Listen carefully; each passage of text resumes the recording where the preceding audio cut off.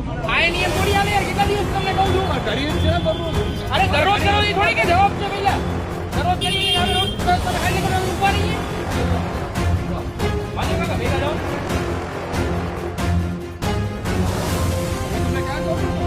ના ના ના એવી રીતના ન હોય. કાંઈ જપ્તી કરો તમે. ના માલ ખાલી કરો પેલા. માલ ખાલી કરો. માલ જપ્તી અમે ખાલી દુકાન ની કરશું. માલ તો તમારે કાઢીએ.